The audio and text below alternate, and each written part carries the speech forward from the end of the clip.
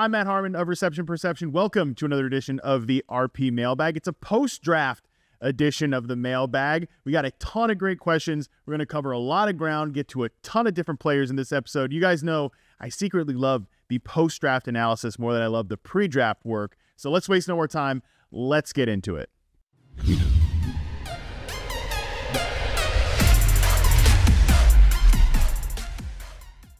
All right, let's get into the questions here. Remember, these questions come from our Reception Perception Discord. If you're not a member, the link is below to join in. What a great group of folks. They provide a ton of electric questions, including this one, which we'll start off with, comes in from S0CR.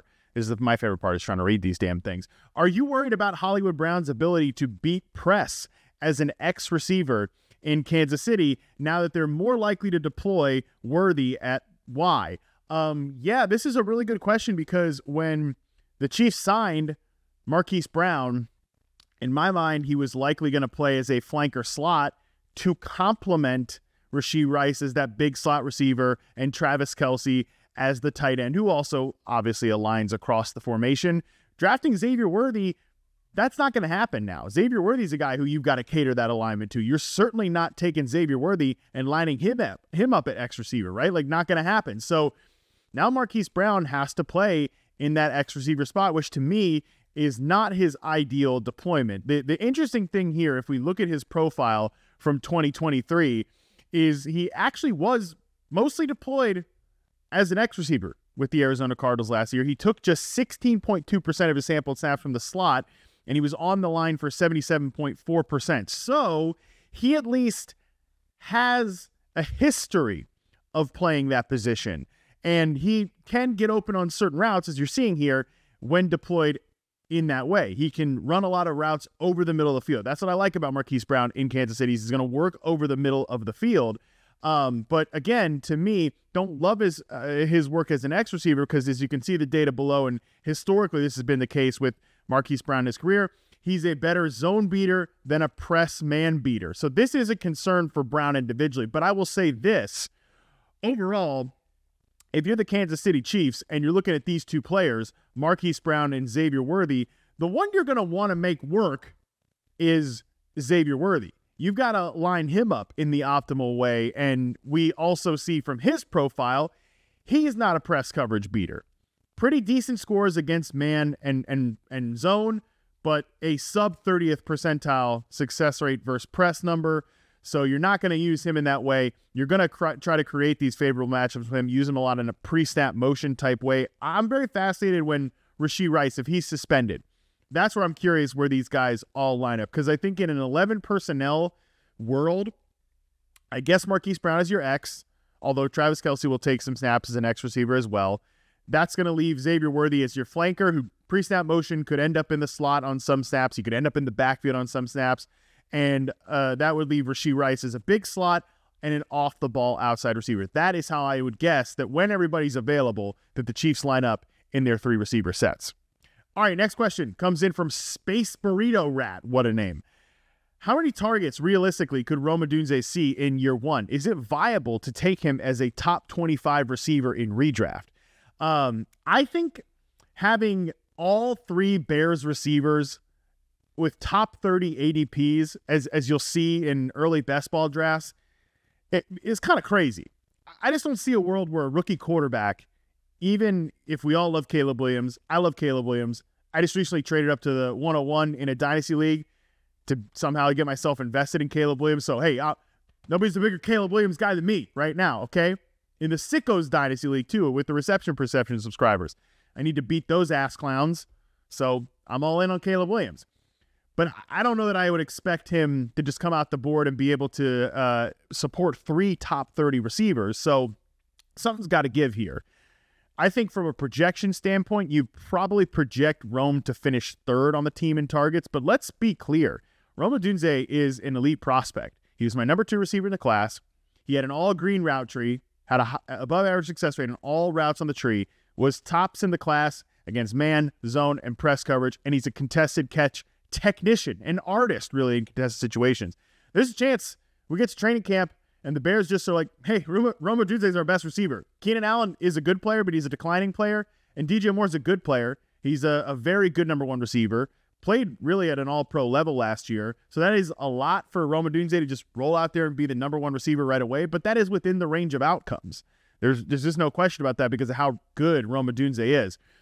Like, I think from a conservative standpoint, we probably see Rome finish with like 100 targets, and he does more in the back half of the season in the front half of the season. But I want you to be willing to believe anything with Rome Odunze in redraft this year. But let's be cautious. Right now, at current prices, I'm probably not going to end up drafting any of these Bears receivers because somebody's going to lose out. I just don't have a lot of conviction right now about who that player is going to be.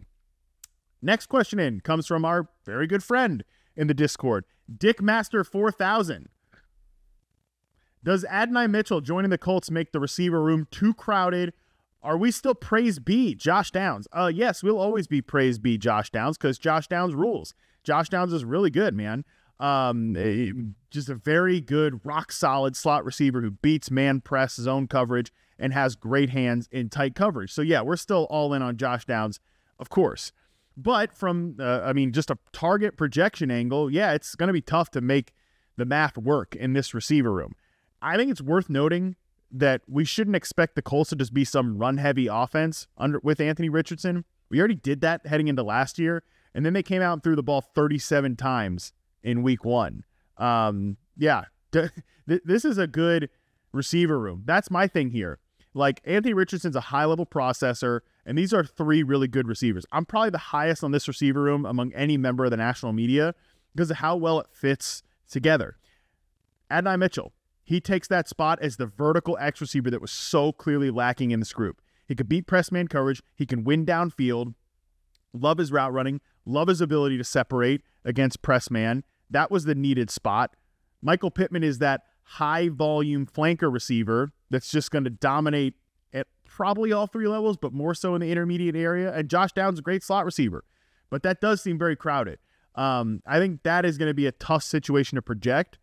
And, I love Josh Downs, but he could end up being the loser from a fantasy angle in this situation because he's the slot receiver, probably not going to play in 2 receiver sets when everybody is ready to rock. We don't know if A.D. Mitchell's going to be ready to rock to start the season, but he might be the guy that plays the least of those 3. Next question in comes from JSan27. Other than Marvin Harrison Jr., who has the highest redraft value this season?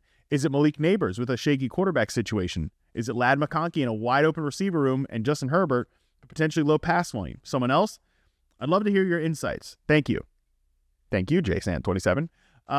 Yes, this is a really interesting question because I think on the surface, Malik Neighbors is going to end up being ranked as the number 2 receiver in redraft behind Marvin Harrison Jr. I think it's very close between Rome Odunze and Malik Neighbors because they have questions. Both these guys have questions in their range of outcomes.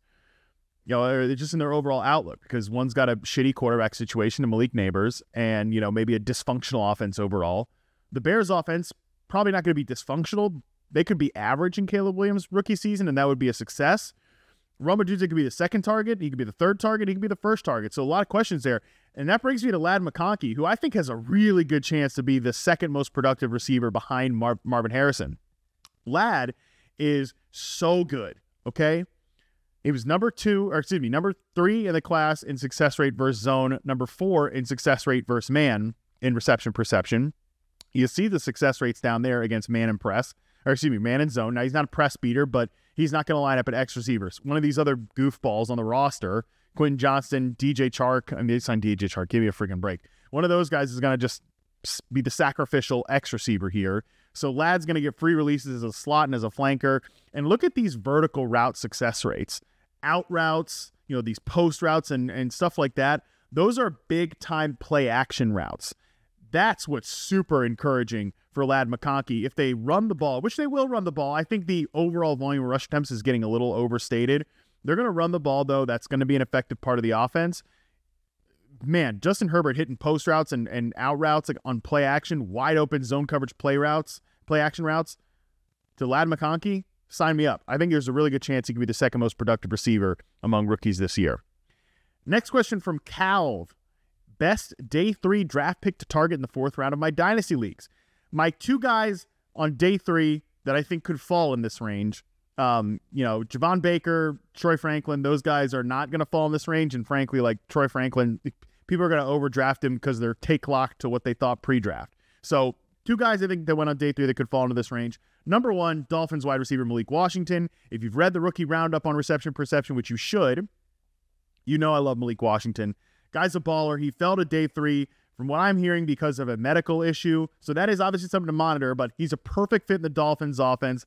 Runs great routes, has great hands, and he's got this like rolling ball of butcher knives approach to running after the catch. So love Malik Washington. He'd be my top answer. My second answer is actually Aeneas Smith with the Philadelphia Eagles. I think the Eagles really need a third receiver to make an impact beyond A.J. Brown and Devontae Smith.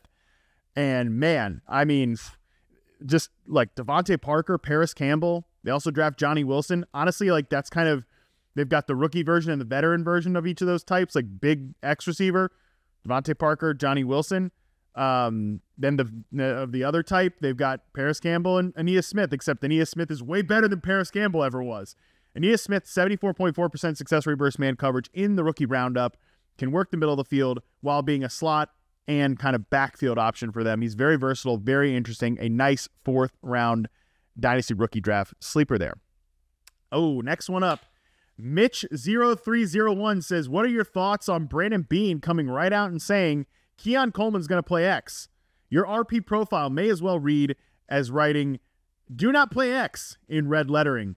Yes, look, if you've not watched the full Keon Coleman video on the channel, make sure to go watch that, where I outline all of the reasons why I think Keon Coleman, with this profile that you're seeing here, projects best as a slot receiver. History is not on his side if he's going to play outside, okay? We have not seen a player finish below the 35th percentile in success rate versus man and press coverage and sustain a high-quality career, like consistent production as an outside receiver in the NFL. The guys who scored like this, they all moved into the slot. Again, go watch the full Keon Coleman breakdown on my YouTube channel to get a full detail there. Now, the thing with Keon Coleman's profile, he does have a solid success rate versus zone coverage score. He has really good hands. I love the way he's confident through the catch over the middle of the field. Again, it's yellow routes. It's average. It's not above average, but still solid separation on dig routes and curl routes, working that middle of the field. He does win in contested situations, and he's good after the catch. Like, he can break tackles in the open field. He broke a tackle on over 20% of his in-space attempts in my charting. This guy's a former punt returner, so he's not some stiff in the middle of the field. I think if he's going to play X, his ceiling is a Cortland Sutton type of player. Does that do it for you? Could the Bills offense use a Cortland Sutton type of player? Yeah, they could. Okay? It's just, again, what's the ceiling on this type of guy? I think if he's going to be a high volume player, it needs to come in the slot, which, by the way, maybe the Bills get to camp, they see a few reps of Coleman out at X, and they say, shit, this is not working. We're going to bump him inside. We'll figure it out on the outside.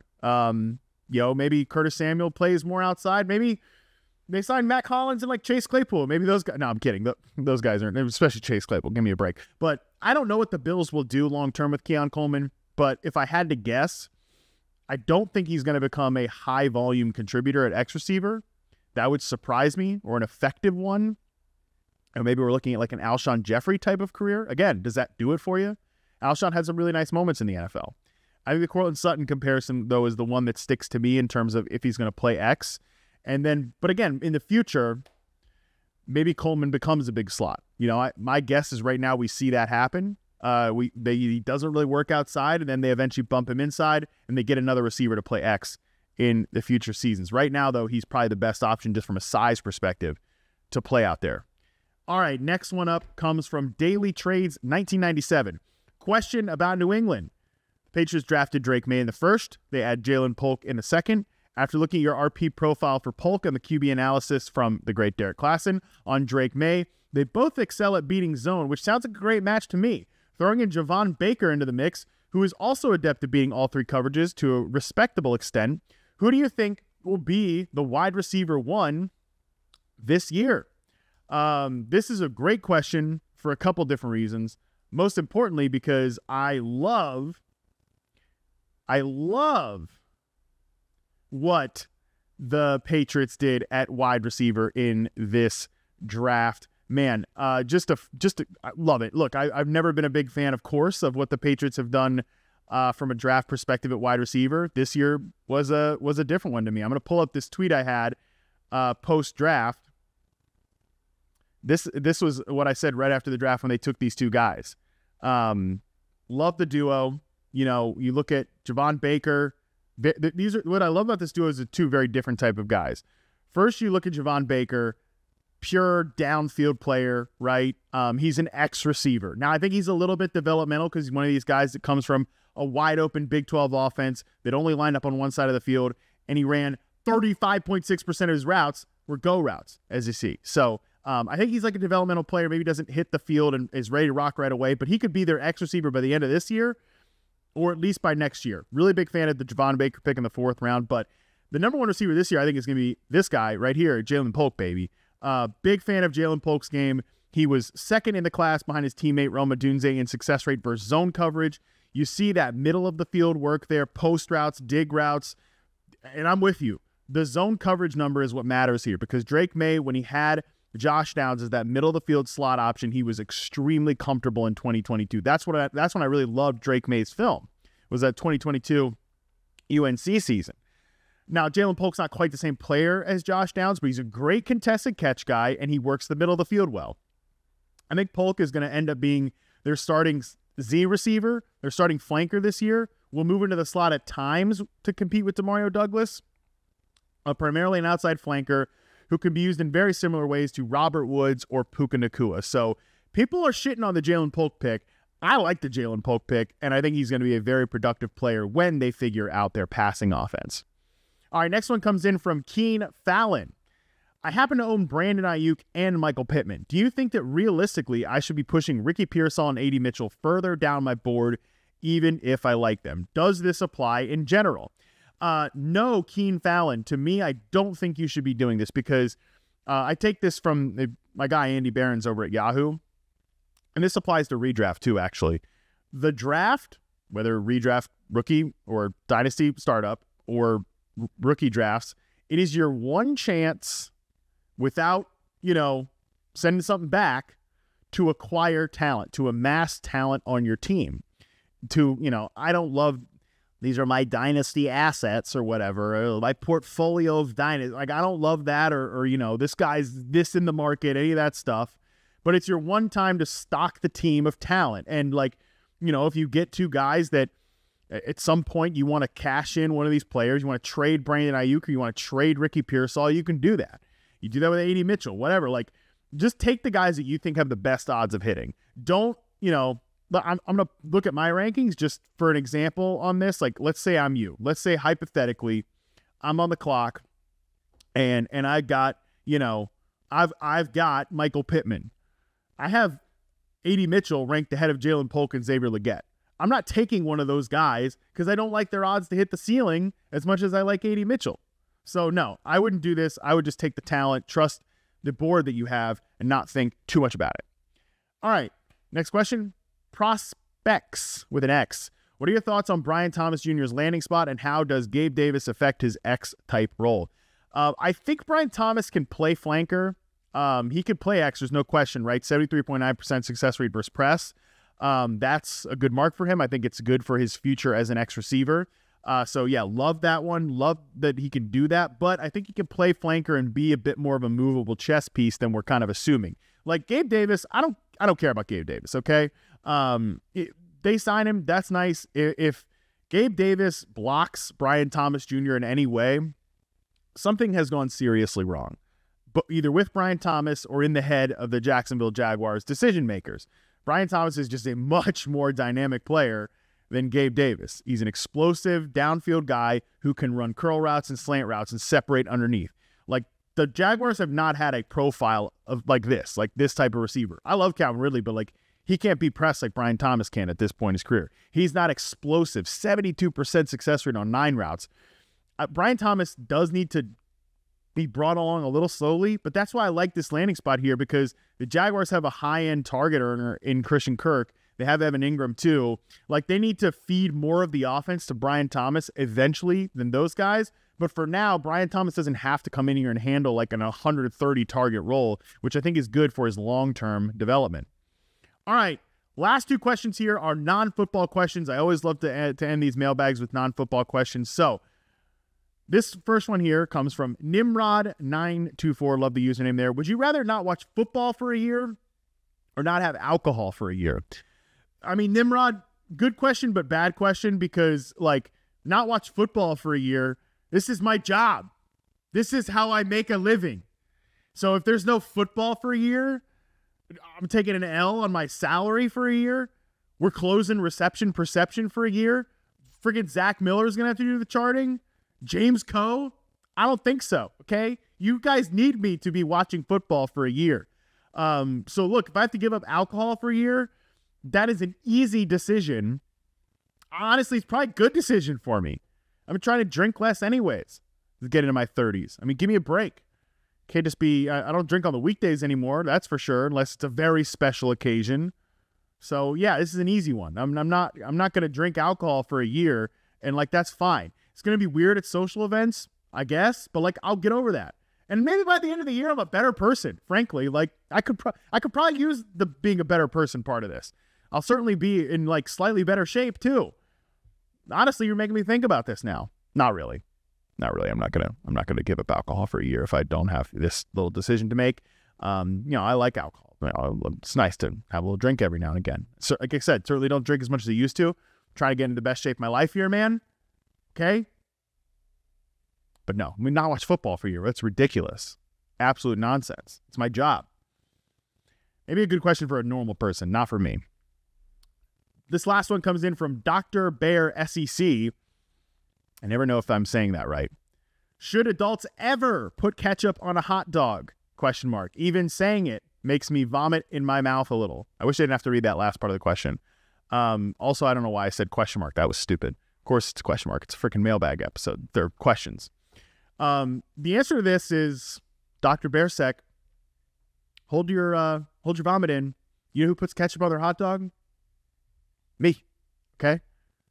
I mean, growing up, I definitely put American cheese and ketchup on my hot dogs, which is gross, and I don't do that anymore. I don't put the American cheese in there. I don't even eat American cheese, like that processed craft bullshit. Okay, I don't even eat that anymore, period. But as a kid, I did. I also was a weirdly picky eater for a super fat kid, and you guys should know this about me by now. I was overweight as hell growing up. For weirdly was a little bit picky as a kid. I mean, I just ate a lot of crap. So actually, I guess that kind of checks out. So yeah, I ate weird things like that. I wouldn't do that anymore, but I would still have ketchup on a hot dog. That being said, I don't think it's the superior condiment. Like a good mustard, that's what should go on a hot dog. I'm not that big a fan of yellow mustard. I think it's overpowering. And again, it's kind of gross. But like a good quality mustard, like a brown mustard on a hot dog, I think that's great. That's what I'm talking about. Little onion, that's good too. But like a simple ketchup on a hot dog, that's classic, okay? If that makes me a weirdo, it would be like the 50th thing that makes me a weirdo. It's like way down on the list, okay? But yeah, like just an American, I mean, not American cheese, the American cheese in my head now. Just ketchup on a hot dog at when I lived in LA, like a Dodgers game. I mean, that's classic American stuff, and if that makes me a simpleton, if that makes me a non-adult in your mind, Dr. Bearsec, I'm sorry. I hope you can just vomit a little, get the vomit out of your mouth, and then we'll move forward and hopefully still be buddies. Hopefully we can still interact in the Discord and we can all just be part of the reception perception community. But yeah, I think it's fine. For the most part, guys, honestly, I'm a live and let live person when it comes to food. You like stuff? Cool. Good for you. I pretty much like everything now. I'm not a picky eater at all. I will try almost anything. Food is great. Food rules. And experiencing food and experiencing like a meal together, trying new things with people, that is the best. That is like peak life. Okay. That's like part of the best part of being alive is food and trying new food and cooking food. That's all good. So whatever you like, you can try it and have it and love it and continue to love it and I'll put ketchup on my hot dog and I guess be a disgusting simpleton. On that note, that's going to do it for this edition of the Reception Perception Mailbag. Great questions. Honestly, we had so many from the Discord. And again, if you're not in the Discord, hop in there. Mailbag submission channel is a free one. You can get in there. There are also premium channels for our subscribers on receptionperception.com, where you saw a lot of the data from this video, the route charts, the percentages, the profiles. That's where all that comes from. Great questions this week in the Discord. Probably we'll have to do another post-draft edition just to cover some more of those questions, maybe some more of the veteran-based questions than we had. These were more prospect-focused, or at least I tried to be. Who knows? I'm never really that focused. So again, on that note, appreciate you guys for watching.